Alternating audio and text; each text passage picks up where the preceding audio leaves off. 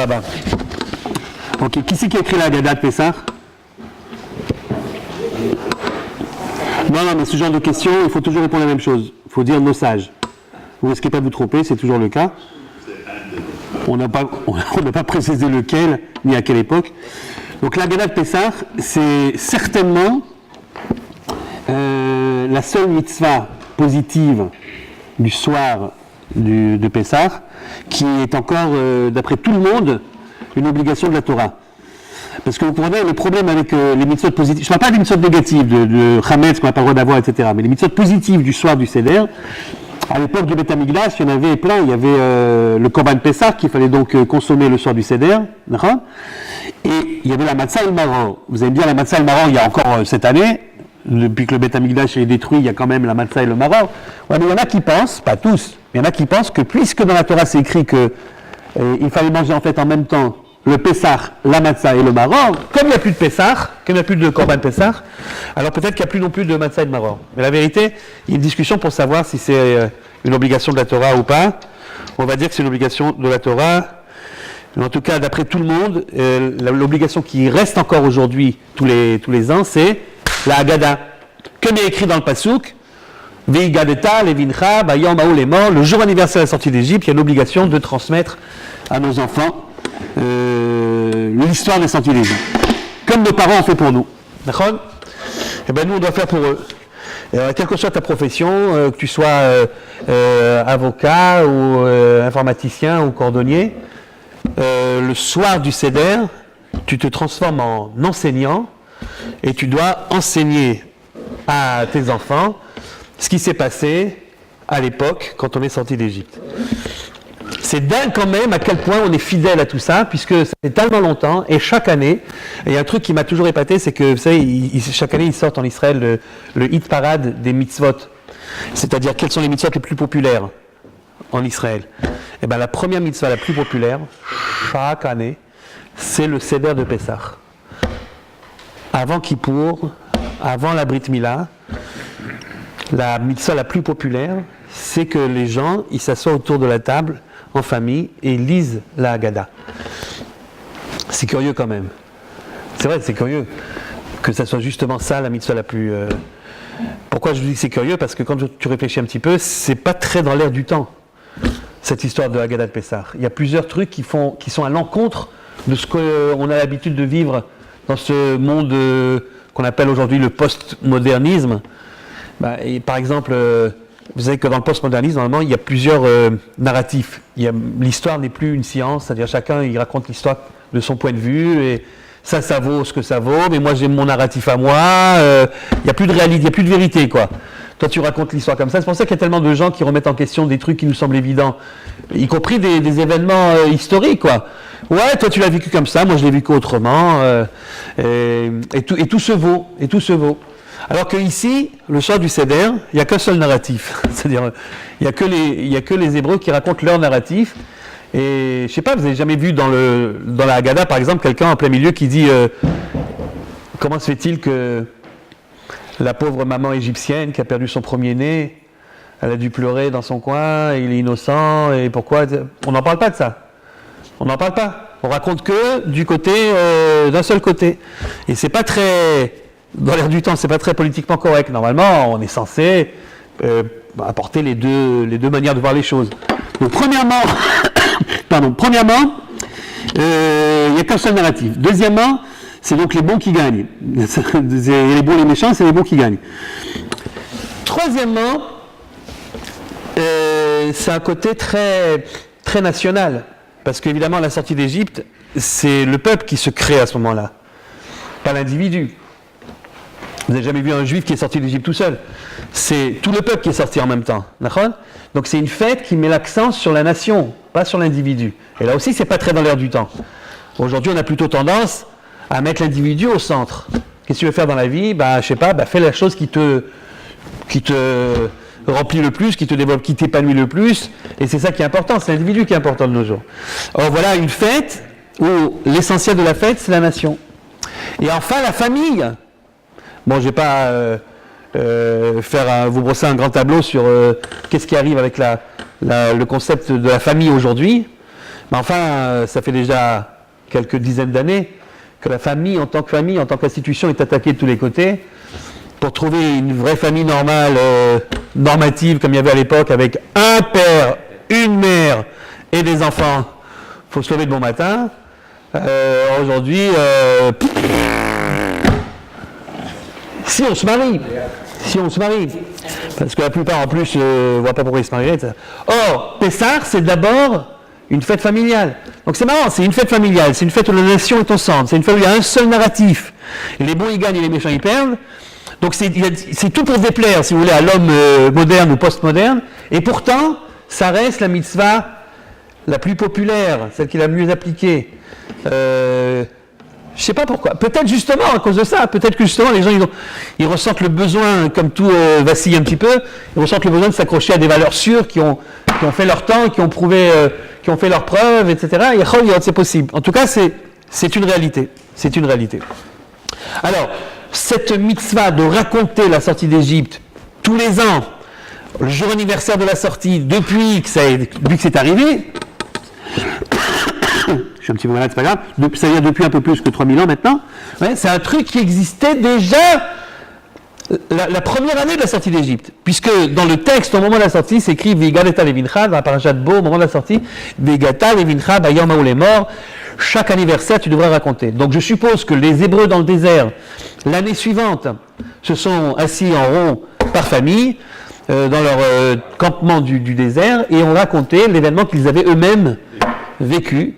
Et au fur et à mesure que le temps passait, donc il y avait déjà une ossature, si vous voulez, du Seder. Alors ce n'était pas exactement la Haggadah de Pessah qu'on a en face des yeux, parce qu'évidemment il y a des choses qui sont rajoutées avec le temps.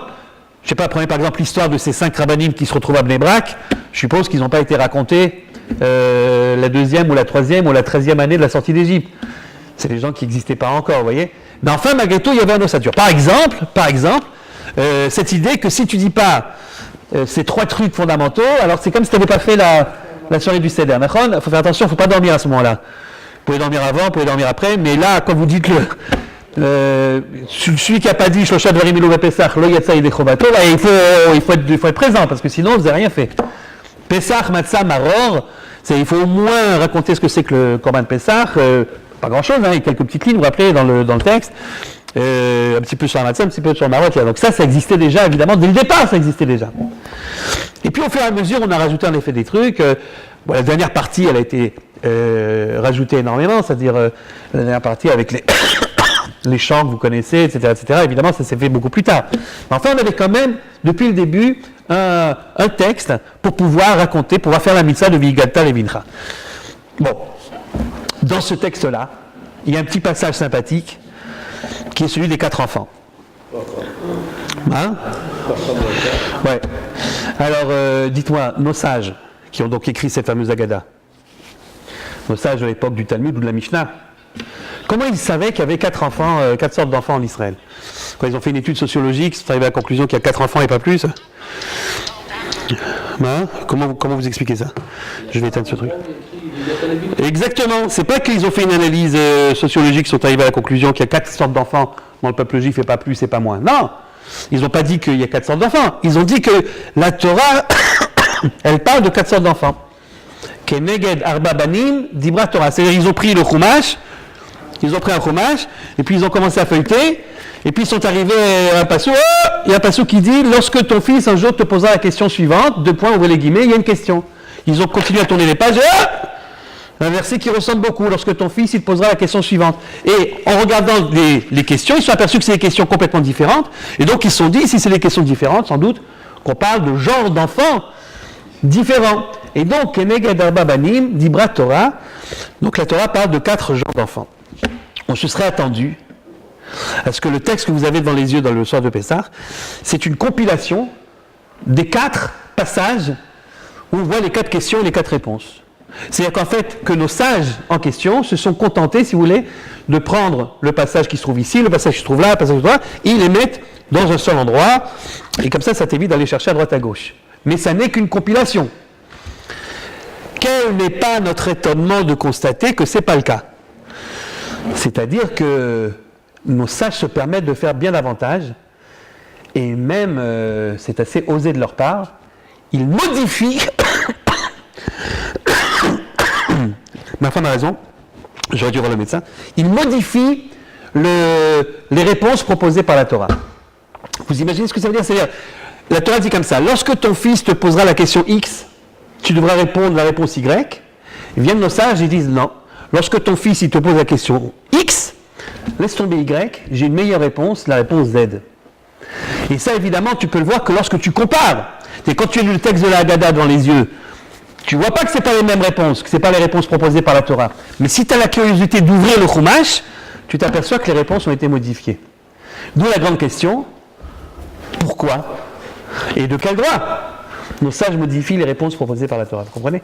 Donc ce que je vous propose de faire maintenant, dans les quelques minutes que nous avons, c'est ce qu'on appelle une étude comparée sur le thème des 4 enfants, entre la Torah et la Haggadah. Alors pour faire une étude comparée, qu'est-ce qu'on a besoin? On a besoin des 2 textes, le texte du Chumash et le texte de la Haggadah. Mais comme je ne vous ai pas prévenu à l'avance que c'était une étude comparée, donc vous n'avez pas amené votre Haggadah de Pessah. Et le Chumash, il doit être quelque part par là, mais on va le laisser là où il est. Et donc je vous ai préparé un tableau récapitulatif qui va nous permettre de comparer ce qu'il faut comparer. Donc ce tableau que vous avez en face des yeux, il a 4 colonnes. La colonne de droite, c'est uniquement les 4 enfants. J'espère que vous appréciez les efforts qui ont été faits pour retrouver les véritables visages des 4 enfants. Donc, je ne vous dis pas, on a fait intervenir le Mossad, le Shabak, qui sont allés vérifier avec des trucs archéologiques, des fossiles. Enfin bon, finalement, c'est à ça qu'ils ressemblent. Donc, vous avez les 4 enfants ici, sur la droite. Ensuite, vous avez 3 colonnes. Mais qu'est-ce que vous croyez? Le Mossad, il s'occupe que de chercher des corps de soldats. Il s'occupe de... Vous avez donc la question, c'est la colonne numéro 2, c'est la question. Alors, la question, elle ne change pas, c'est la même question dans la Torah et dans la Haggadah, là, il n'y a pas de problème. Et la réponse. Alors, vous avez la colonne de la réponse de la Torah au milieu, et vous avez la réponse de la Haggadah, la dernière colonne. Et comme vous voyez déjà, même sans lire, vous voyez bien que c'est pas pareil, hein. C'est pas pareil, il n'y a pas les mêmes nombres de mots, enfin vous voyez bien que c'est pas pareil. Et donc, il s'agit de comparer et de voir pourquoi il y a des différences lorsqu'il y en a. Bon, mais en fait, avant d'arriver aux réponses, qui est l'essentiel de ce qui nous intéresse ce soir, on s'aperçoit, rien qu'en regardant la première colonne, celle des enfants, on s'aperçoit que ceux qui ont écrit la Haggadah se sont autorisés à faire une autre modification. Chazal, nos sages. Pas un bonhomme en particulier. Ils étaient une bande de copains. Et voilà, ils ont dit on va. Non, c'est ce que je vous ai dit au début, c'est-à-dire qu'il y avait déjà l'essentiel qui a été mis, ensuite ça a été rajouté au fur et à mesure. Mais si vous voulez, le Seder se trouve déjà dans les Mishnayot, c'est-à-dire dans Masechet Psachim, il y a déjà l'essentiel. Après, au fur et à mesure. D'ailleurs, c'est intéressant, même au niveau des différences entre les différentes Kehilot, il n'y a pas tellement de différence, en tout cas pas dans la première partie. Après, dans la deuxième partie, après le truc, évidemment, les choses sont un petit peu différentes. Mais au départ, un Ashkenaz et un Sfarad, ils pourraient faire le Seder en même temps sans qu'ils s'aperçoivent trop que c'est pas pareil. À part quand on arrive au repas. Quand on arrive au repas, alors là, évidemment, ça n'a rien à voir. On est bien d'accord. Sans rentrer dans le détail, n'est-ce pas? On va pas vexer personne.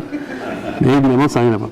Je vais vous dire, moi j'ai 2 grands-parents. Enfin, j'avais 2 grands-pères, un Algérien et un Ashkenaz. Un mariage mixte. Ouais, c'était un mariage mixte déjà à l'époque, c'était très mal vu, mais enfin voilà. Et donc, pendant longtemps, à Pessah, quand on habitait en France, on invitait les 2. Alors, en France, vous vous rappelez, comme il y avait 2 Zdarim,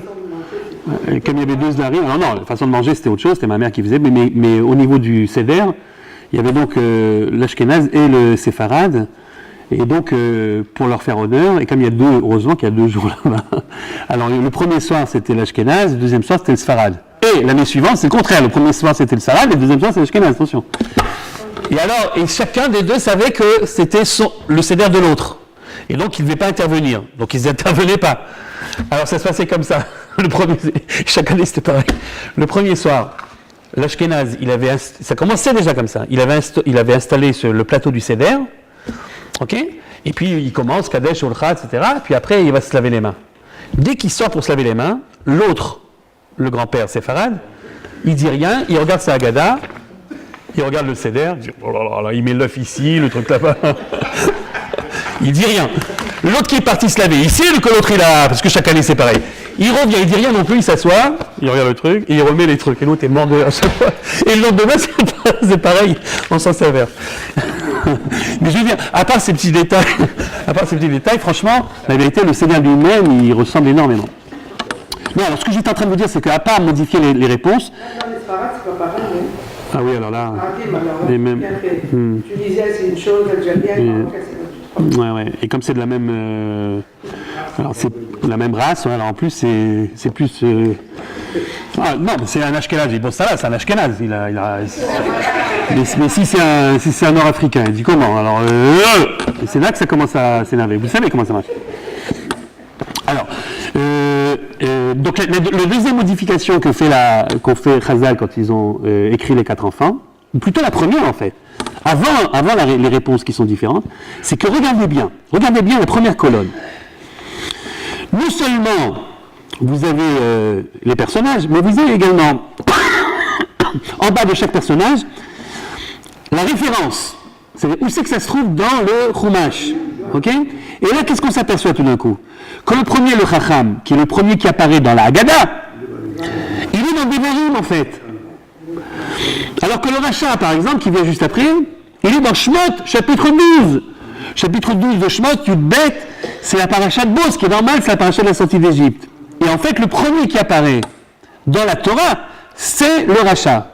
C'est la question du Racha. Qui est moi, Lechem, Benechem, Ma'avodah Zot Lachem, ça apparaît déjà dans Shemot, Perek Yud Bet. Le deuxième qui apparaît, c'est lequel? C'est le Sheino Yud Alishol. Vous voyez tout en bas, c'est écrit Shemot Yud Gimel. C'est à côté du Racha, mais c'est un peu plus loin, c'est un chapitre après. Non, il y a d'abord le Sheino Yud Alishol. Regardez, il y a Yud Gimel Chet, c'est-à-dire chapitre 13, verset 8, c'est-à-dire un chapitre après le Racha. Et puis en troisième position, vous avez le Tam qui est dans le même chapitre, quelques psukim après. Vous voyez, Yud Gimel 14. Et après, très très loin, dans le Sefer Devarim, Parashat Vaïtranan, vous avez le Chacham, qui ne se mélange pas avec les trois autres apparemment, donc lui il est dans Devarim. Et l'ordre donc est complètement différent. Donc la première chose que nos sages se sont permis de faire en écrivant la Haggadah, c'est qu'ils ont modifié l'ordre d'apparition des 4 enfants. Donc la première question, ça sera pourquoi? Pourquoi ils ont changé l'ordre? Première question. Deuxième modification, et encore avant les réponses qui sont différentes, c'est que si vous regardez les questions, vous voyez que les enfants sont appelés tous de la même façon par la Torah. Comment est-ce que les enfants sont appelés? Bincha ou Benechem, c'est-à-dire ton enfant. Ok? Il se garde bien, la Torah se garde bien de donner des noms, des qualificatifs. La Torah ne dit pas celui-là c'est un Chacham, celui-là c'est un Racha. Elle dit lorsque ton enfant te posera la question, Bincha, Benechem. Et qui est-ce qui dit celui-là c'est un Chacham, celui-là c'est un Racha, celui-là c'est un Tam? Qui est-ce qui donne les noms? La Haggadah. Donc la Haggadah elle s'est permise de faire une autre modification qui est de donner des appellations, donner des qualificatifs aux enfants. Et donc la question qui se pose elle est double. Premièrement, pourquoi la Haggadah s'est sentie obligée de mettre des étiquettes sur les personnages? Pourquoi? Et deuxièmement, comment est-ce qu'elle sait la Haggadah que celui-là c'est un Chacham, celui-là c'est un Racha, etc. Vous allez dire d'où est-ce qu'elle sait? C'est sans doute de la question, sans doute après la question. La question est de savoir est-ce que vraiment c'est tellement évident en lisant la question qu'il s'agit d'un Chacham ou il s'agit d'un Racha, et là on va voir que c'est pas toujours évident. C'est pas toujours évident. Alors je résume. Nous avons ici, dans notre étude comparée, 3 points à éclaircir. 3 modifications de nos sages par rapport au texte d'origine de la Torah. Premièrement, l'ordre d'apparition des enfants. Deuxièmement, l'appellation des enfants. Et troisièmement, les réponses, et c'est évidemment c'est le plus grave, les réponses proposées par la Haggadah qui sont différentes que les réponses proposées par la Torah. Tant qu'on n'a pas réglé ces 3 problèmes-là, on n'a pas vraiment compris l'histoire des 4 enfants dans la Haggadah. Vous comprenez? Alors c'est ce qu'on va essayer de faire dans la mesure du temps qui nous est imparti, comme on dit à la télévision. Alors, on va commencer par le début. Pourquoi? Parce que le soir de Pessah, il y a un Seder. L'ordre. L'ordre d'habitude, c'est pas le fort du peuple juif, vous le savez ça. Hein, toute origine confondue, on n'est pas très bon là-dessus. On est bon pour plein de trucs, mais alors pour ce qui est du Seder, on n'est pas les meilleurs pour ça. On n'est pas les meilleurs. Regardez dans le désert, qui c'est qui nous a fait un petit peu d'ordre alors que c'était complètement balagan? c'est Yitro, le goy. Il est arrivé, il a dit c'est quoi ce balagan? D'accord? Il fallait attendre que le goy il vienne pour arranger un petit peu les choses. Seder, c'est pas vraiment notre truc. Il y a un soir dans l'année où il y a un Seder, c'est à Pessah. Et à ce moment-là, puisqu'il y a un Seder, tout le monde demande la Mishnana. En quoi c'est différent ce soir des autres soirs? La Mishnana. Pourquoi c'est différent? Donc vous avez raison, il y a le Seder de Toubishvat et le Seder de truc. Mais bon, on a appelé ça Seder parce qu'on a appliqué le mot de truc. Il n'y a pas vraiment de Seder à Toubishvat. Hein. Rosh Hashanah, c'est pas vraiment ça. C'est-à-dire, tu peux commencer par là, tu peux commencer par autre chose. D'ailleurs, si vous regardez les différents trucs, vous verrez qu'il y en a qui commencent qu'ici, qui commencent autrement. Par contre, dans Pessah, c'est vraiment un Seder. Alors, comme c'est le Seder le soir de Pessah, on va faire d'après le Seder. Donc, premièrement, l'ordre d'apparition des enfants. Et là, je vais poser une question. La question que je vais vous poser est la suivante. Dans quel ordre, suivant quels critères, la Torah, elle a classé les 4 enfants? La Torah, pas la Haggadah. Donc, je vous rappelle, l'ordre de la Torah, c'est 1, Racha. Ensuite, She'eno Yoda Lishot, celui qui ne s'est pas posé de question. Ensuite, le Tam, que vous pouvez traduire, si vous voulez, par... comment vous traduisez-vous? S'appelait, d'accord, ok, très bien. Et ensuite, 4, le Chacham. C'est-à-dire, c'est du plus quoi au moins quoi? C'est quoi le critère? Pas sûr que c'est intelligent. C'est pas sûr que c'est intelligent, puisque... Parce que le Racha... Hein, pas sûr que c'est classé d'après le naïf et pas le naïf, parce que... Ok, alors on va dire un mot, du plus quoi au moins quoi? Il a fait... Du plus mauvais au meilleur, elle a dit. Du plus mauvais au meilleur. Le rachat, c'est le pire, puisqu'il veut s'exclure, ok? Le She'eno Yoda Lishol, celui qui ne pose pas de questions, pourquoi est-ce qu'il est mieux que le rachat? Comme disent les profs, au moins il ne dérange pas. D'accord? Au moins il ne dérange pas. Le Tam, il est encore mieux parce que lui, il s'intéresse, même si la question du Tam n'est pas très fut-fut, on est d'accord? Mazot, qu'est-ce que c'est? Bon, il y a des questions plus sophistiquées que celle-ci. Enfin, au moins il est là, quoi. Tu vois qu'il est là, il est très bien. Et puis tu as le Chacham qui lui pose une question très sophistiquée, Ma'aidot, Achuki, Mishpatim, tu vois qu'il est dans le truc, quoi. Donc, c'est clair que la Torah, elle a classé les enfants d'après l'ordre du pire au meilleur, c'est-à-dire un critère moral, on va dire, c'est-à-dire du pire au meilleur.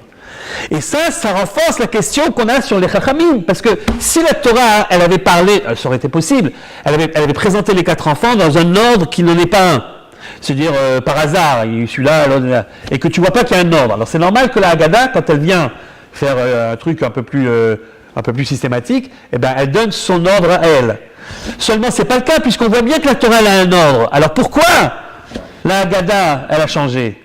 Pourquoi la Haggadah, elle a changé l'ordre de la Torah?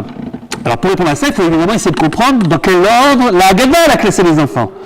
Donc, Chacham, Racha, Tam, She'eno Yoda Lishol. C'est pas l'ordre inverse, on est d'accord? C'est pas le contraire, c'est pas 4-2-1.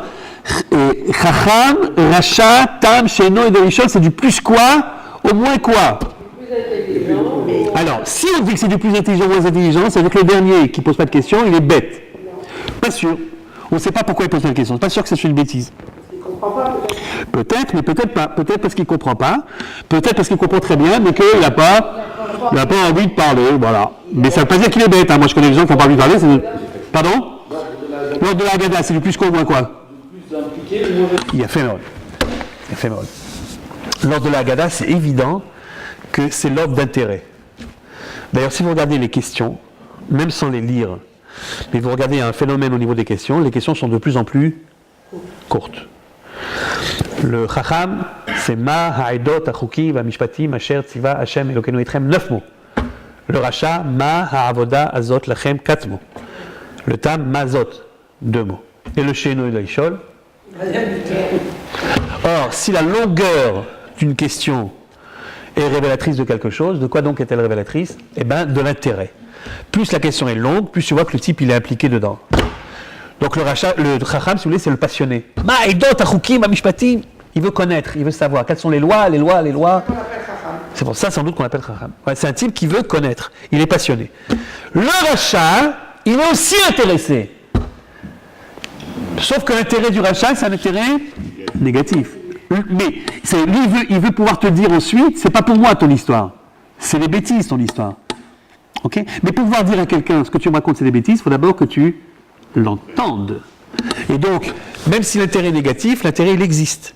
Alors on espère bien sûr que l'intérêt positif du Chacham il soit plus grand, en valeur absolue si vous voulez, que l'intérêt négatif du rachat.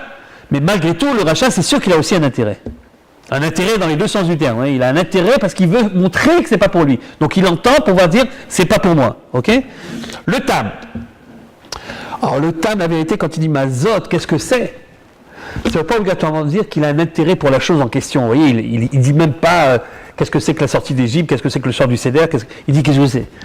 C'est-à-dire en fait, c'est le gosse qui, chaque fois qu'il y a quelque chose qui sort un petit peu de l'ordinaire, vous voyez, et qui perturbe un petit peu son emploi du temps habituel, sa routine. Alors il est là, il dit qu'est-ce que c'est ? Parce que le gosse il est curieux, il veut comprendre.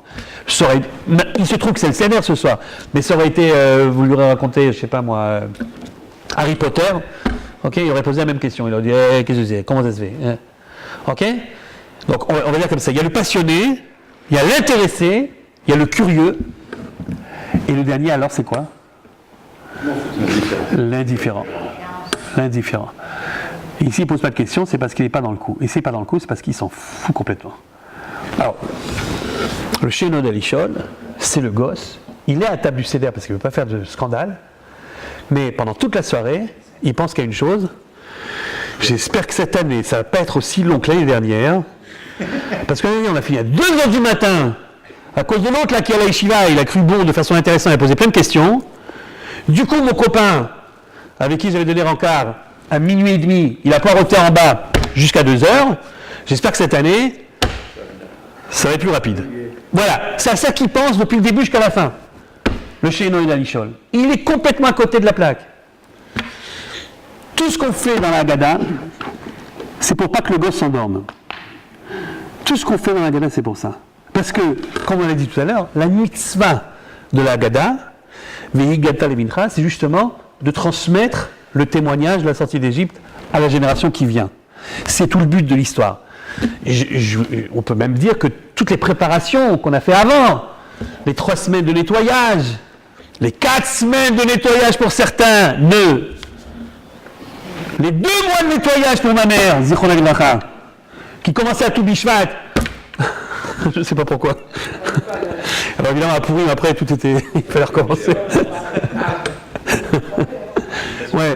Donc, en tout cas, toutes ces préparations, c'est pour qu'on arrive, sauf, à la soirée du Seder. On a imaginé que le bonhomme, il commence son kiddush, c'est-à-dire qu'avec sur le chaz, donc il prend le verre, Savri Marana, Baruch Ata Hashem Elokeinu Melech Borei Pei HaGefen, il commence à dire le kiddush, et au fur et à mesure qu'il dit le kiddush, il voit la tête de son fils, là. À la fin du kiddush, il n'y a plus personne. Il a tout raté. Ça ne sert à rien tout ce qu'il a fait. Ça ne sert à rien. Et donc, toute la Haggadah du début jusqu'à la fin, c'est fait pour raconter l'histoire, bien sûr. Mais c'est fait pour raconter l'histoire de telle sorte que le gosse, il ne s'endorme pas. Alors, c'est pour ça qu'on fait toutes sortes de trucs et de machin. En fait, la Haggadah, c'est un livre de didactique.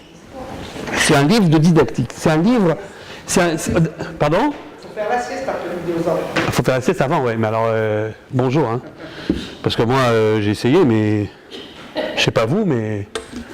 C'est dur de les faire dormir la veille. Bon, enfin bon. Ça, moi, de toute façon, j'ai passé le cap.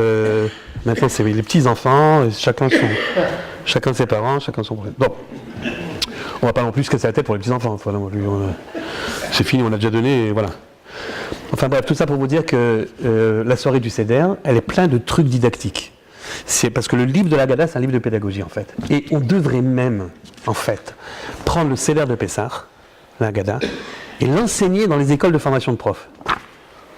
Ou même, si vous voulez, comparer les trucs qu'on apprend dans ces fameuses écoles de Archarat Morot, c'est-à-dire de formation de profs, et avec, par exemple, tout le monde sait, et c'est ce qu'on apprend dès la première année, dans ces écoles-là, que si jamais le prof il vient et donne son cours, il pose les questions qu'il a et il donne la réponse, le gosse, au bout de quelques temps, il a oublié 70%. Vous entendez 70% de ce que le prof il a raconté.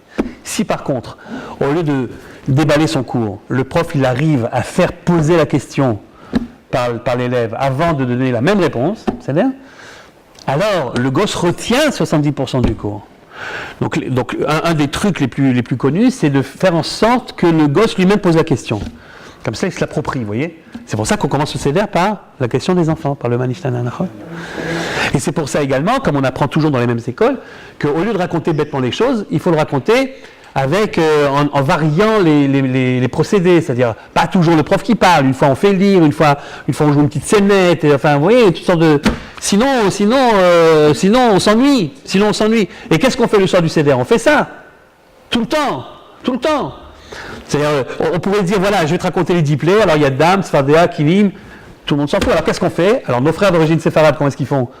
Ils prennent le verre de vin d'un côté et le verre d'eau de l'autre côté, ils mettent la petite bassine au milieu, Dam, Sfardéa, Kilim, Arov, Nechon. Pourquoi? Pour que le gosse il soit réveillé. Nos frères d'origine ashkénaze, qui sont un peu plus radins que les autres, comme vous le savez, alors qu'est-ce qu'ils font eux? Ils disent c'est haram pour le verre de vin. Alors, vous ne connaissez pas le minhag des Ashkénazim? Ils mettent le petit doigt dans le verre et ils font Dam, Tzfardéa, Kinim. Si, c'est vrai. J'ai sûr que c'est vrai. Ben oui. Oh. Ça va, c'est quelque... Non, si, c'est... Pourquoi? C'est le verre qu'on va boire après, bien sûr. Ça va, c'est pas grave, hein, pas non plus... On est tous des frères, quoi. Une fois j'étais invité, mais il y a très longtemps, j'étais encore célibataire, j'étais invité chez un juif, je dis que les Tunisiens ou pas, ça dépend, qui vous êtes vous, en gros. Bon, laisse tomber. Il a un juif, c'est là. J'étais invité chez lui, on était à Garges. J'étais célibataire encore. Non, je ne suis pas de Garges, j'étais invité ce soir-là pour le Seder là-bas. Bon. Et alors, Dan Sfardéa Kinim, normal quoi. Et à la fin, qu'est-ce qu'il fait le bonhomme? Il ouvre la fenêtre. On était au 4e étage, je suis sûr que c'est vrai. Il ouvre la fenêtre, il balance, il dit quoi? Il était 10h, 10h30. Il balance le truc par la fenêtre. Je lui dis, mais il y a des gens qui peuvent passer là. Je lui balance un mélange d'eau et de vin. Il me dit, le minhag, c'est le minhag. Je lui dis, le minhag, c'est le minhag. Peut-être à Tunis, je ne sais pas. Peut-être tu avais un jardin au rez-de-chaussée. Il me dit, ouais, j'avais un jardin au rez-de-chaussée. Mais le minhag, c'est le minhag. Celui qui veut se marier l'année même, alors, se lave les pieds avec ça. Avec ça. Ouais. Il enlève la chaussure, il enlève les trucs, il enlève les chaussettes. Bien sûr, il va à la salle de bain. Ah d'accord, ok. Bien sûr, il passe à la table. Non, c'est pas ça. Non, parce que là, vous me dites que... Non, c'est regarder si elle n'était pas et c'était pas terre. Ah, on jetait ça par terre quand même. Regardez si quelqu'un passait, Ah, c'est ça que l'autre il a pas... il pouvait arriver. Ah, il regardait le mazal qui arrivait. Parce que mon type, là, il regardait rien du tout. Hein. Ah, ouais.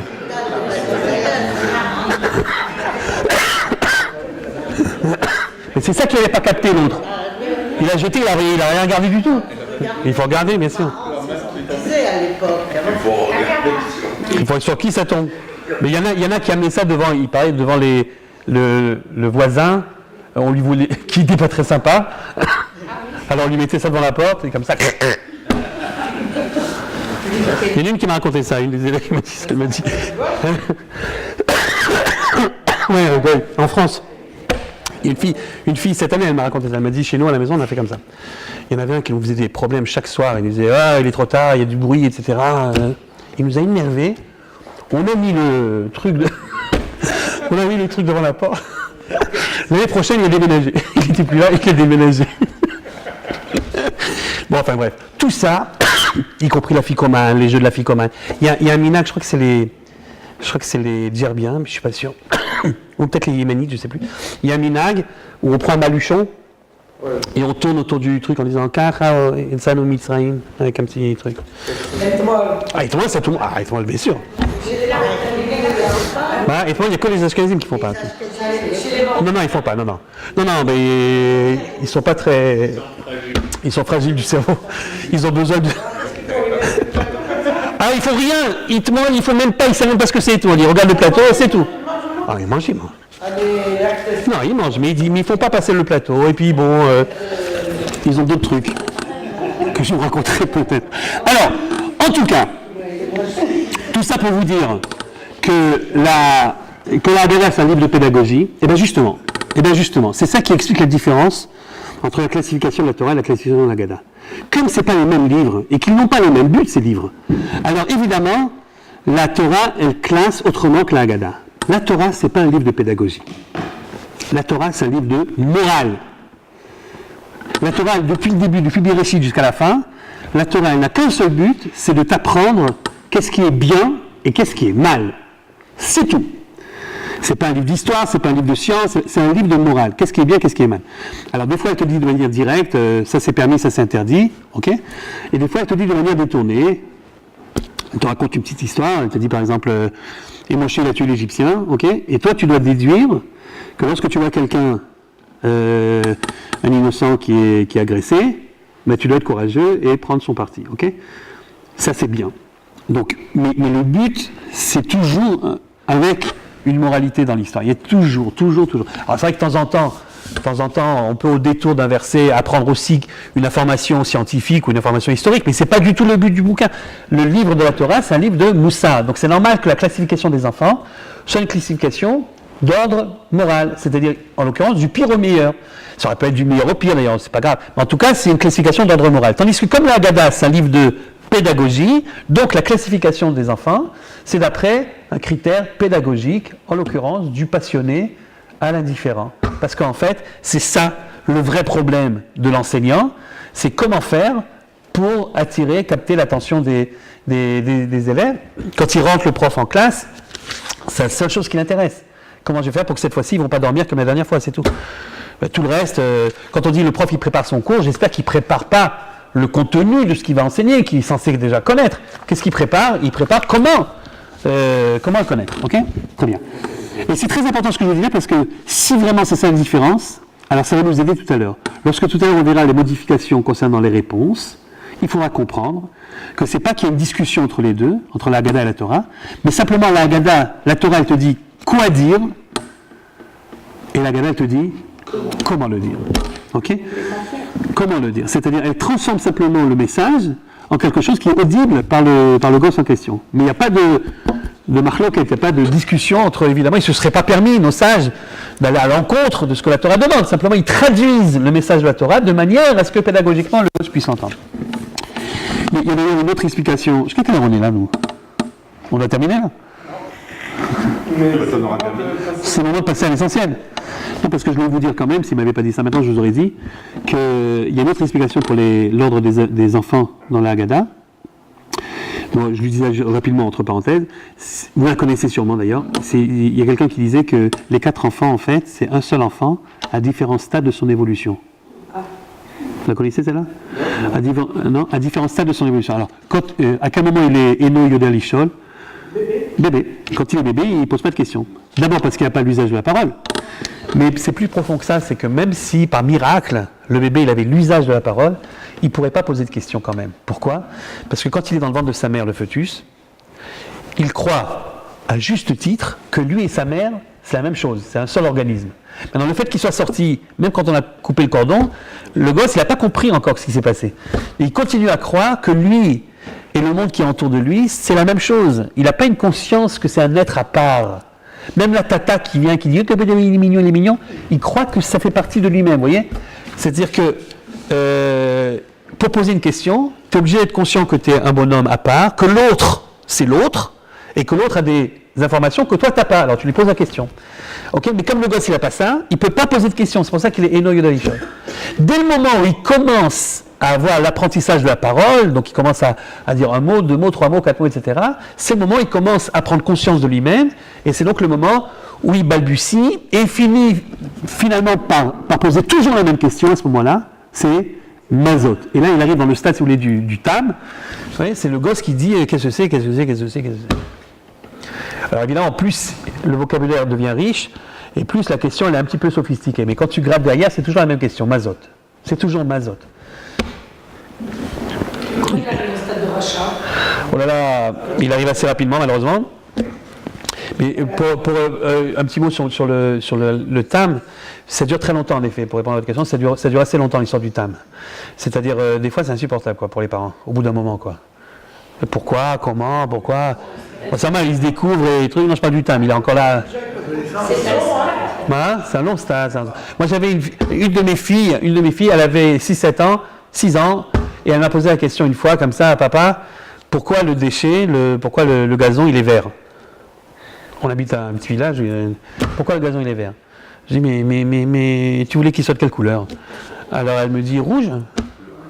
Elle me dit rouge, avec des petits points jaunes.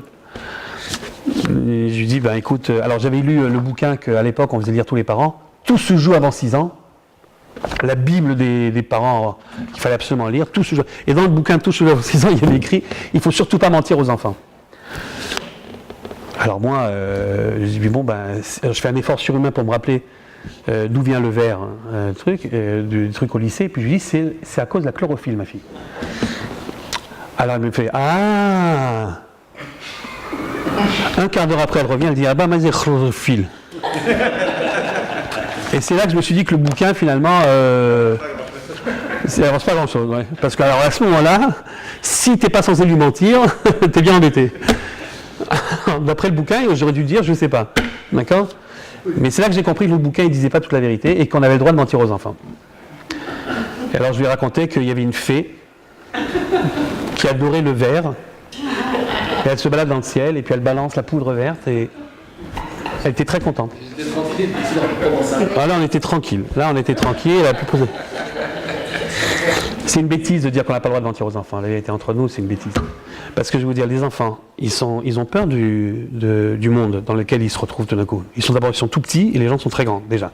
Et ensuite, on ne comprend rien de ce qui se passe. Ils ne comprennent pas ce qui se passe. La seule chose qui les rassure, c'est que dans ce monde d'adultes, qui est menaçant, ils ont des alliés qui sont grands et qui les aiment beaucoup. La preuve qu'ils les aiment beaucoup, c'est qu'ils leur font plein de câlins et de m'amour, etc. Et donc, pour eux, les parents, c'est les demi-dieux, quoi. Ils savent tout, et heureusement qu'ils savent tout. Alors, imagine que le gosse il pose une question à son père, et que le père il dit je sais pas. Alors une fois ça va, 2 fois ça va, mais la 10e fois, le gosse il a peur. Il dit alors si toi tu sais pas, toi tu sais pas. Alors quel monde. C'est pour ça que bon tu sais pas, c'est pas grave. Hein, c'est pas grave. Non ? Il appelle papy. Ouais, va demander à ton grand-père. Va demander à ta mère, tiens. Va demander à ta mère. Ouais. Et donc après, il rentre dans le stade du rachat, donc qui est ce qu'on appelle la crise d'adolescence. Alors pourquoi est-ce que ça arrive à cet âge-là, vous savez, après la bar mitzvah, la bat mitzvah, ben, c'est parce qu'à ce moment-là, les gosses prennent conscience que d'abord, il n'y a plus tellement de différences physiques. Même quand il y en a encore, ils ont compris le système, ça va s'estomper complètement. D'accord ? Ils ont déjà quelques petits poils ici de toute façon, etc. Bon. Et donc, déjà ça joue énormément. Et puis deuxièmement, il s'aperçoit aussi que le papa, c'est pas un demi-dieu. Il ne connaît pas tout.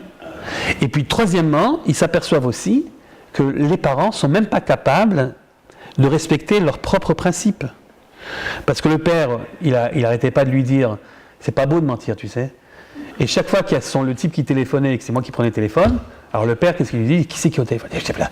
Dis-lui que je suis pas là, dis-lui que je suis pas là, dis-lui que je suis pas là. Au fur et à mesure qu'il comprend ça, le gosse, il dit « je comprends ». Alors, si il ne dit pas la vérité, s'il n'est pas capable de suivre ses propres principes, et si moi en plus je suis de la même taille que lui, alors qui est lui pour me dire à moi qu'est-ce qui est bon pour moi ? Okay ? Et donc il m'a dit je dois rentrer tous les soirs à 10h, bah moi je rentrais à minuit, puis voilà. Okay ? Donc le rachat, c'est la remise en question de toute forme d'autorité, parentale, bien sûr, scolaire, religieuse, tout ce que vous voulez. Et après, normalement, il est censé rentrer dans le stade du Chacham, le sage. Le sage, c'est quelqu'un qui comprend que dans toute société, il y a une certaine hiérarchie. Donc il y a des gens qui donnent des ordres et d'autres qui en reçoivent. D'ailleurs, on est tous le commandant de quelqu'un et le subordonné de quelqu'un d'autre, parce que c'est comme ça que ça fonctionne. C'est une pyramide, c'est comme ça que toute société organisée, elle est organisée comme ça, sinon c'est n'importe quoi. Et quand il comprend ça, il peut apprécier ou pas apprécier, mais enfin en tout cas, il vit avec, il comprend. C'est pour ça que le Chacham, il dit Hachem Tiva, Hachem, et donc quelles sont les lois que Dieu nous a ordonnées. Donc il comprend qu'il y a un Metzavé et un Metzouvé, qui donne un nom, et il vit bien avec ça. C'est ce qu'on appelle le Chacham. Le Chacham, celui qui accepte l'idée que tout n'est pas permis, on ne vit pas dans un monde anarchique. Donc le rachat, il doit passer au stade du Chacham à un moment ou à un autre. Il y a des rachats, malheureusement, qui ne passent jamais au stade du Chacham. Ils sont bloqués. Ceux-là, tu les retrouves en général en marge de la société au bout d'un moment. Soit ils sont en prison, derrière les barreaux, soit dans un asile psychiatrique, soit leur alléno colminé. D'accord ? Ou alors, si jamais vous êtes rachat et vous ne voulez pas passer au stade du Chacham, et vous ne voulez pas non plus vous retrouver en prison ou en asile, alors il y a un truc que je vous donne, devenez artiste. Parce que quand on est artiste, on peut être rebelle toute sa vie et c'est très bien vu par la société. Même on expose vos... Oui, mais c'est normal, c'est un artiste. Alors, pas mal, oui, il remet en question tout ça, mais c'est normal, c'est normal. D'accord, mais c'est la seule possibilité que je connaisse. Donc, vous voyez, il y en a qui pensent que les 4 enfants, c'est les 4 stades de la croissance du même enfant, en fait. Et je vais faire ma parenthèse. Mais pour nous, en tout cas, on va retenir la première explication parce qu'elle va nous aider pour la suite. Alors, deuxième chose, on avait dit, la deuxième modification, c'est les noms des enfants. Comment est-ce que les Chachamim savent qui est qui? Voilà, pour le chien de Ishol, c'est un peu normal, comment tu veux l'appeler? Il ne pose pas de questions. Tu l'appelles celui qui ne pose pas de questions. Bon, d'accord. Le tam, ça aussi, si le tam c'est un simple, qui n'est pas sophistiqué, bon, bah évidemment, le type qui dit mazot, c'est évidemment une question de tam. C'est pas ça le problème. Le problème, c'est pour le rachat, essentiellement. Comment est-ce que la Haggadah arrive à dire avec une telle assurance que le rachat, c'est un rachat? Qu'est-ce qu'il a dit? Il a dit 4 mots, il a dit ma ha'avoda azot lachem. Qu'est-ce qui t'a fait sursauter? Pourquoi tu penses que c'est un rachat? Alors, quand tu lis la Gada, tu vois tout de suite. Lachem velolo. Elle est hystérique, la Gada, en fait. Rachat ma ha'avoda azot lachem. La Gada, elle fait lachem velolo. Qu'est-ce que ça veut dire? Quel est ce travail pour vous? Qu'est-ce que ça veut dire? Quel est cet avoda pour vous? Pour vous, pas pour lui? Les filles chez et Tatsumidakla, comme je suis en train de lire la Gada, comme il s'est exclu de la collectivité, Kafar Baïkan, il a nié l'essentiel. Vous savez ce que ça veut dire ça? Kafar Baïkan, c'est un bitouille, c'est une expression très très violente. Là, on dit en général, pour quelqu'un qui a tout lâché, quoi. Un type qui s'est converti au christianisme, un type qui a tout lâché, on a dit Kafar Baïkar. Et là, qu'est-ce qu'il a fait le pauvre? Il a dit Lachem, ça va. Targia, comme on dit. Kafar Baïkar. Et donc, comment tu dois réagir, dit la Haggadah? Agace-lui les dents. Je ne sais pas comment vous traduisez dans vos Haggadot, c'est Haketchinam. Agace-lui les dents. C'est marrant comme expression, agace-lui les dents. Fais-lui grincer les dents. Ouais.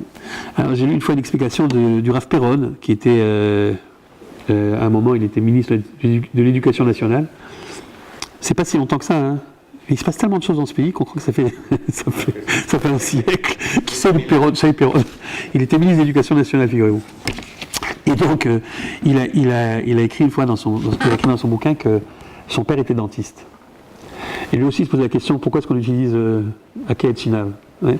Et il adorait aller, quand il pouvait, dans le cabinet dentaire de son père, et de voir comment ça se passait. Et il y a un truc qu'il aimait particulièrement, c'est que le dentiste, son père, il balançait des fois de l'air froid sur la dent.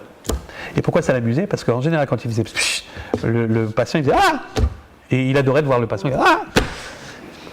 Et un jour, il a demandé à son père, pourquoi tu balances de l'air froid sur la dent? Et le père lui a dit, je t'explique pourquoi. Parce que quand tu balances de l'air froid sur la dent, s'il y a encore un nerf qui est sensible, alors il réagit. Et à ce moment-là, tu sais qu'il y a quelque chose à sauver. Mais si tu vois qu'il ne réagit pas, ça veut dire que c'est fini, tu peux enlever la truc, c'est pas grave. Okay. Et là, tout d'un coup, il a compris ce que ça veut dire Akeh Chinav. Il a dit maintenant j'ai compris. Akeh Chinav, ça veut dire agace-lui les dents, ça veut dire réponds-lui de manière provocative, triste, parce qu'à ce moment-là, tu vois comment est-ce qu'il réagit. S'il dit comment tu me parles, ça veut dire qu'il y a encore quelque chose à sauver, tu vois.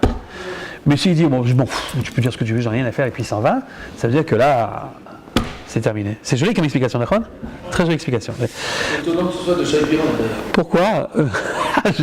Bon, on n'a dit pas de politique aujourd'hui. Ok. Donc, tout ça pour vous dire que la Haggadah, en effet, a l'air de dire que c'est à cause du lachem. Parce qu'il a dit lachem, alors je sais que c'est un rachat. Et la vérité, la Haggadah, elle fait un travail de commentaire de texte qui n'est pas très honnête. Parce que ma ha'avoda azot lachem, ça ne veut pas obligatoirement dire que je veux m'exclure.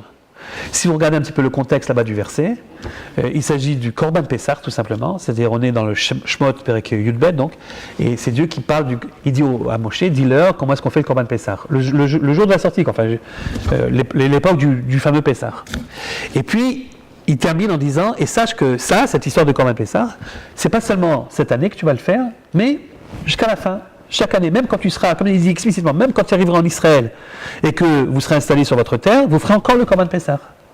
Et à ce moment-là, le Passouk continue, il dit, et à ce moment-là, lorsque vos enfants vous diront Ma ha'avoda zot lachem, tu devras lui dire. C'est-à-dire. Donc la question Ma ha'avoda zot lachem, elle n'est pas obligatoirement une question provocatrice. Parce que qui c'est qui fait le Korban Pessah? C'est le père. Donc c'est normal que le gosse il dise Ma ha'avoda zot lachem. Vous comprenez ce que je veux dire? Et d'où est-ce que la Haggadah elle sait que le lachem c'est un lachem d'exclusion, peut-être c'est un lachem technique, D'ailleurs, regardez, le Chacham aussi, il est très personne lui fait l'histoire. Donc le lachem du rachat n'est pas suffisant pour prouver que le rachat c'est un rachat. En fait, c'est une question de ton, pour dire la vérité. S'il dit Ma'avod lachem, c'est un rachat. Mais s'il dit Papa, Ma'avod lachem, ben, c'est pas un rachat. Or, dans la Torah, comme vous le savez, il n'y a pas d'enregistrement. Alors, comment est-ce la Haggadah que le ton utilisé, c'est un ton de rachat? Et là, la vérité, il y a oui un enregistrement. Parce que si vous regardez, essayez de comparer, pour chaque question, la phrase introductive de la question. Chez le rachat, la phrase qui introduit la question, c'est Vehaya ki yomru alechem benechem. Maintenant, comparez ça avec le Chacham, avec le Tam. Qu'est-ce qu'il y a écrit pour le Chacham? Ki yish'alcha bincha. Et pour le Tam, Vehaya ki yish'alcha bincha. C'est quoi la différence? C'est que pour le Chacham et le Tam, c'est quoi le verbe utilisé? Ki yish'alcha. Yish'alcha, ça vient de. C'est quoi yish'alcha? Lorsqu'il te posera une question. Tandis que pour le rachat, il y a écrit ki Yomru alechem benechem. C'est pas une question. C'est-à-dire qu'à la fin de la question du Chacham et du Tam, il y a un point d'interrogation. À la fin de la question, entre guillemets, du rachat, il y a un point d'exclamation. Be'aya ki yomru alechem. Il te pose pas la question, il s'en fout de la réponse. Il te jette ça au visage. Il vient dire Ma'avod lachem. C'est comme ça que la Bavel sait que le lachem, c'est un lachem d'exclusion. C'est pas le lachem lui-même. Le lachem, il prouve rien. Il prouve rien le lachem. Mais comme ça commence par ki yomru et pas ki yish'alu, alors on a su que le lachem, c'est un lachem d'exclusion. Mais ça, le sort du Seder, tu peux le savoir, toi. Pourquoi tu peux pas le savoir, le sort du Seder? Parce que le sort du Seder, en face de toi, il n'y a que la Haggadah. Et dans la Haggadah, on ne rapporte pas le passouk qui introduit la question. La Haggadah dit Chacham Aomer, Hacham Aomer, Tam Aomer, on ne dit pas tout le passouk. Et donc, tu n'as pas le texte en face des yeux et tu ne sais pas comment est-ce que la Haggadah, elle sait que c'est un rachat. C'est peut-être pas un rachat. C'est comme seulement quand tu regardes le Chumash que tu comprends. Maintenant que c'est écrit ki yomru, alors je sais que le lachem, c'est un lachem d'exclusion et que le gosse, c'est un gosse qui est rachat. Ok? D'ailleurs, entre nous, maintenant que je sais qu'il est rachat, c'est pas seulement le lachem qui devient problématique, c'est aussi le avoda. Parce que, comme on parle du Korban Pessah, le gosse aurait très bien pu dire à son père Ma hakorban hazeh lecha. Ou Ma hazeh vachazeh, puisque la réponse de la Torah c'est Zevar Pesach ou Lachim. Mais il ne dit pas Ma korban, il dit Ma avoda. Et c'est pas neutre. Parce que dans un contexte de sortie d'Égypte, le mot avoda, il a une connotation très précise. C'est quoi la avoda? L'esclavage. Avadim Aïno, Vaya Avido Mitzraïm. Et en fait, la vraie question du rachat sur laquelle on n'a pas le temps de répondre, mais c'est une vraie question, c'est Ma ha'avoda zot lachem. Pourquoi tu te moques de moi et tu me dis que la sortie d'Égypte, c'est le Chag HaGeoula, c'est le Zman Cherutenu, c'est notre libération. Ça, c'est une libération. Mais t'as vu ta tête? Enfin, celle de maman surtout. Tu appelles ça une libération, mais c'est un esclavage. Tu n'as pas un grain de Hamel, c'est un esclavage. Qu'est-ce qui s'est passé en sortant d'Égypte? Tu as changé de patron. Tu étais esclave de Paro, et maintenant tu es esclave d'Hachem. Big deal. Et ça, tu appelles Zman Cherutenu. Mais ça, c'est le contraire du Chofesh. Le Chofesh, c'est que tu es libre de faire ce que tu veux. Je ne vais pas faire de politique, donc je ne parlerai pas de certains partis politiques qui utilisent le mot Cherut à toutes sortes de variations. Mais le vrai Cherut, apparemment, d'après le rachat en tout cas, c'est pas la possibilité d'être obligé de faire des mitzvot. Être obligé de faire des mitzvot, c'est le contraire du Cherut. Et la vérité, c'est la grande question à laquelle, dès qu'on commence à discuter avec quelqu'un qui n'est pas dans le monde de la Torah et des mitzvot, très rapidement, on arrive à ça. C'est-à-dire, lui, il te dira, moi j'ai des valeurs aussi. Arrête de me dire que j'ai pas de valeurs. Parce que les datim, ils ont une tendance à regarder les autres de haut en disant, nous, on a des valeurs et vous êtes esclaves de vos pulsions, de vos trucs. C'est très vexant, ne dis jamais ça à quelqu'un qui n'est pas religieux. C'est très vexant, qu'est-ce que ça veut dire? Je suis esclave de mes pulsions, pourquoi je fais n'importe quoi? J'aime tenir, qu'est-ce que ça veut dire? Je retiens mes pulsions. Sauf que mon code d'activité, de conduite, il n'est pas dicté par l'extérieur. C'est pas Dieu qui me dit, voilà. Mais c'est moi qui, après avoir réfléchi, j'ai décidé que ça c'est bien, ça c'est pas bien. Moi je suis libre. Et toi, t'es esclave. Quand je te demande est-ce que t'es pour ou contre l'avortement, au lieu de réfléchir qu'est-ce que toi tu penses, qu'est-ce que tu me réponds, toi le religieux, tu es en train d'essayer de te rappeler qu'est-ce que ton rabbin t'a raconté là-dessus. C'est pas libre ça. C'est ça la vraie question. Pourquoi vous avez choisi une vie d'esclave? Ça c'est une vraie question. Alors, il y a deux possibilités. Soit je vous donne une réponse, mais alors à ce moment-là on n'a pas le temps de faire le reste. Soit je laisse tomber et puis on fait le reste. Mais à ce moment-là on n'a pas le temps de répondre à la question. C'est bête parce que j'aurais pas dû poser la question si j'ai... Mais ça je veux... voilà. Bon, écoutez, je vais juste vous dire un truc en 3 minutes, pas plus, et après on arrivera à la réponse du... On ne fera pas toutes les réponses, on fera juste la réponse du Chacham. Moi, c'est une question qui m'a beaucoup travaillé, cette question. C'est-à-dire, pourquoi est-ce que nos sages se permettent de dire, dans la Gemara, c'est écrit, que En lecha ben chorim, elam mishi osek batora. C'est horrible de dire un truc pareil. Enfin, c'est horrible. Prends-le. Tu n'as pas de personne libre. C'est la vraie liberté, finalement. C'est celle qui consiste à être en sec Torah, c'est-à-dire que ton univers, c'est l'univers de Torah. Dis que la Torah, elle te remplit ta vie, dis que la Torah, elle te donne un sens à ton existence, dis ce que tu veux, d'accord, mais ne dis pas que ça rend libre, c'est pas vrai. C'est pas vrai, on a plein de contraintes. Quoi? On a plein de contraintes, il y a des trucs qu'on fait parce qu'on n'a pas envie de le faire, et puis on le fait parce qu'on est obligé, parce que c'est la Torah. Ça veut dire quoi, ça rend libre?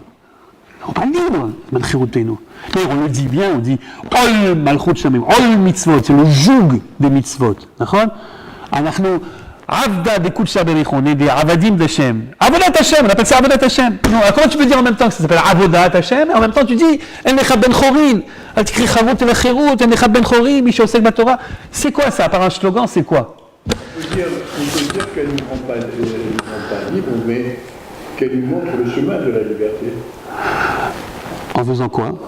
En rentrant dans un monde de contraintes? En entrant dans l'univers de la Torah, il y a des choses qu'on ne soupçonne pas qui nous amènent à une liberté. Oui, mais c'est un grand D'accord, mais c'est un grand paradoxe de dire que en rentrant, c'est quoi rentrer dans le chemin de la Torah? C'est pas seulement une question de connaissance. Si la Torah c'était uniquement un livre de connaissances, d'accord, mais c'est un livre de contraintes, c'est-à-dire des trucs que tu dois faire, des trucs que tu ne dois pas faire. Quel rapport entre ça et la liberté ou la vraie liberté? C'est compliqué, non? Enfin, moi, ça m'a beaucoup travaillé cette histoire-là. Et je vais vous dire, ce que je vais vous raconter maintenant, c'est une expérience personnelle. Et comme toutes les expériences personnelles, peut-être ça vous parle, peut-être ça vous parle pas, j'en sais rien. En tout cas, c'est à ce moment-là que moi, j'ai compris qu'est-ce que ça veut dire. Je suis arrivé en Israël, je devais avoir 23 ans, je crois, ou quelque chose comme ça. Et j'avais déjà une femme, un gosse et demi. J'en ai une qui était en préparation. Ils m'ont appelé à l'armée, et ils m'ont dit, mon vieux, ton service militaire. J'ai dit, c'est bien. Ils m'ont dit, mais comme tu as l'âge que tu as, on ne va pas commencer à investir énormément là-dessus. Bon, les millions, tu feras comme tout le monde, d'accord, mais pour le sadir, tu feras quelques mois, je ne sais plus combien c'est, 6, je crois. Bon, si, comme tu veux. Ok. Et on était tous dans le même cas. On appelait ça les shlavbetnikim. On avait tous 23, 24, 25, 26 ans. Et il y avait des gens qui étaient déjà, non seulement pères de famille, mais ils avaient une petite boîte, etc. Ils donnaient des ordres. Et tout à coup, c'est le plus dur pour eux. Moi, on m'avait prévenu, alors je prenais ça à la rigolade, mais le plus dur pour eux, c'est recevoir des ordres d'un gosse de 18 ans. Le Mefaked, qui nous disait Shoshim Shniot, Mishlachot, il avait 18 ans, quoi. Le type, c'était pas évident à vivre, tout ça. C'était pas évident à vivre. Et alors, on avait, bien comme dans toute salle, on avait un Bet Knesset là-bas, il y avait largement minyan, et donc le matin, on allait faire la tefila, on avait le droit, c'est le Kudot Sahal, le Rav Tsaï, Kudot Sahal, tu as une demi-heure le matin pour faire Shachrit. C'est pas ce que vous êtes en train de penser maintenant, c'est pas ce que je veux dire. C'est pas que la demi-heure en question, c'était le seul moment de liberté dans la journée. Bon, c'est vrai que c'était le seul moment, parce que même quand tu dors, surtout pendant les classes, la thérono, même quand tu dors, le fait que tu saches qu'il peut te réveiller 2 heures après, déjà tu dors mal. Okay, il te prend tout en fait, tu n'es pas libre du tout, même ton temps il ne t'appartient pas. S'il y a une misguerette où tu n'as pas de liberté du tout, c'est la misguerette militaire. Et cette demi-heure-là, c'était la seule demi-heure où on était sûr que personne ne pouvait rien nous dire. Mais c'est plus que ça. Je me suis aperçu tout d'un coup que cette demi-heure-là rendait les 23h30 autres complètement différentes.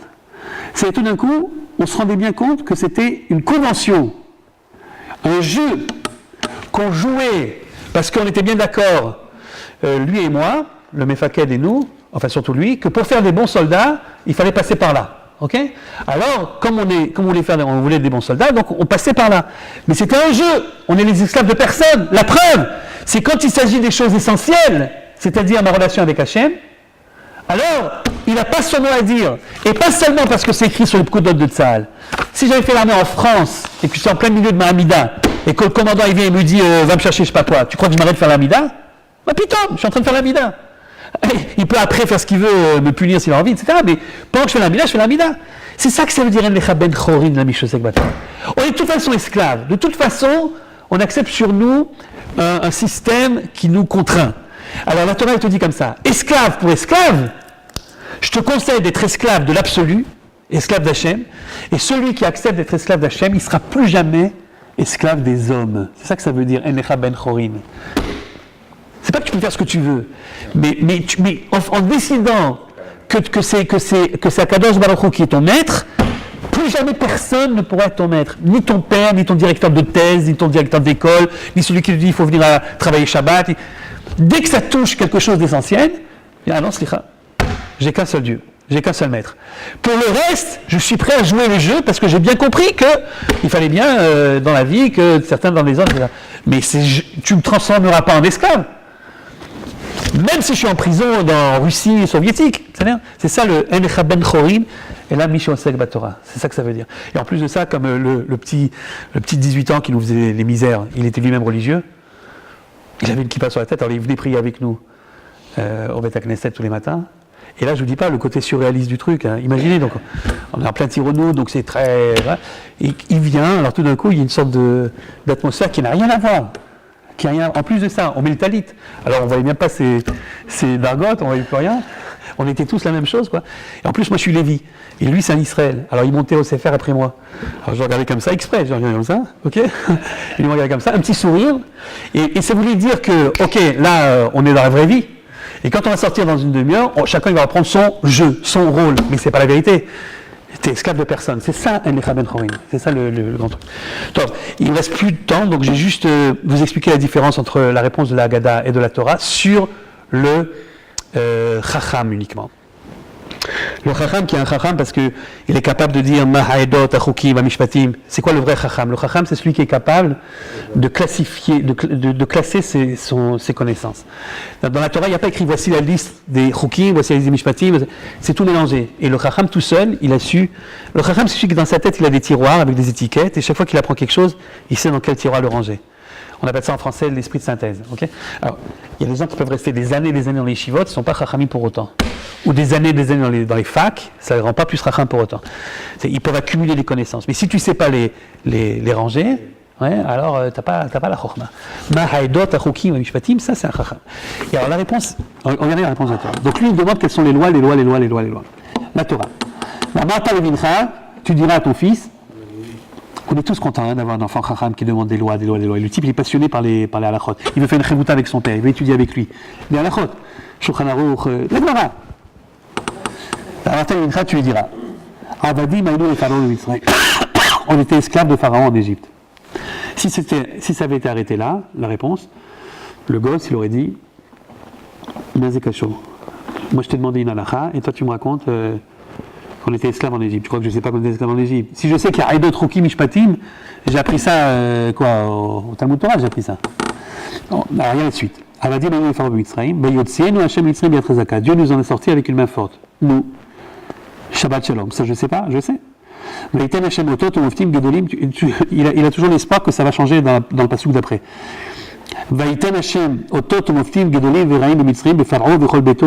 Et Dieu, pour nous sortir, il a fait des grands miracles aux Égyptiens devant nos yeux. Mais papa, mais je sais tout ça. Moi, ce que je veux, c'est étudier la halakha, quoi.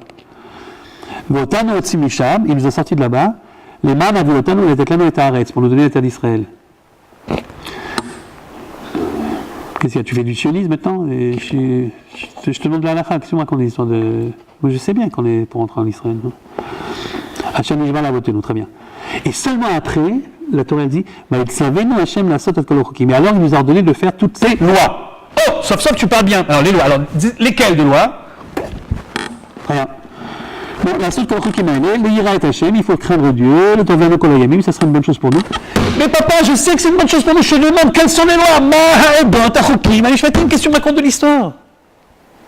Maintenant, vérifier moi, à la place du chacham, je serais allé voir le voisin, quoi. Bon, ça doit être l'âge, mon père, bon, je vais voir Regardez ce que dit la Haggadah.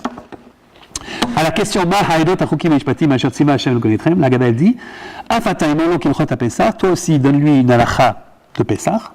Quelle halakha? En maftirin achar apesach afikoman. En maftirin achar apesach afikoman, ça veut dire on ne termine pas le repas après avoir mangé Pesach. Pesach c'est le korban Pesach. Afikoman par un dessert. Bon, la loi c'est une loi qui existait à l'époque, qui n'existe plus aujourd'hui bien sûr, mais à l'époque tu faisais le korban de Pessah la veille de Pessah, à midi et demi, comme ça. Et puis, une partie tu brûlais du korban, une partie tu gardais pour manger. Mais tu mangeais pas tout de suite. Tu gardais tu mettais au frigidaire et tu gardais ça pour le soir du Seder. Le soir du Seder, tu arrives au Shulchan Aruch, tu manges, ok? Et à la fin du repas, au lieu d'apporter la mousse au chocolat, qu'est-ce qu'on apporte en dessert? Le korban Pessah. Ouais, ce qui est resté. Et après avoir mangé de la chair du korban Pessah, on n'apportait plus de dessert. Ça, c'était le dessert. De nos jours, il n'y a plus de korban Pessah.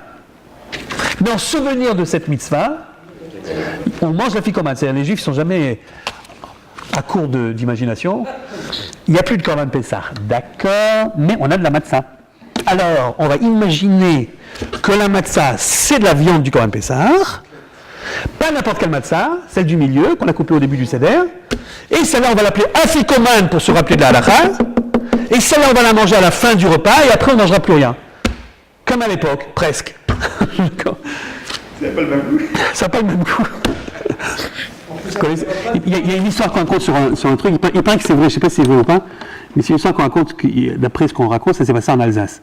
C'est un rabbin d'une communauté alsacienne qui va voir le maire de la ville et qui lui dit écoutez, monsieur le maire, il avait de bonnes relations avec lui, et ça ne vous dérange pas si j'aurais aimé qu'on puisse faire un fil, qu'on puisse mettre un fil autour de la ville. Alors le maire, il lui dit écoutez, monsieur le rabbin, je vous aime bien, et je sais que vous avez des fois des requêtes un peu bizarres, mais moi ça ne me dérange pas, hein, franchement, mettre un fil autour de la ville, simplement, j'aimerais bien comprendre. Pourquoi vous voulez mettre un fil autour de la ville?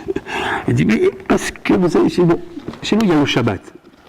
Et le Shabbat, on n'a pas le droit, figurez-vous, de transporter un objet d'un domaine public à un domaine privé ou vice-versa. Et le type, il dit ok, d'accord, et alors? Eh ben, figurez-vous que s'il y a un mur qui entoure la ville, on considère que toute la ville, c'est un seul domaine et on peut porter à l'intérieur.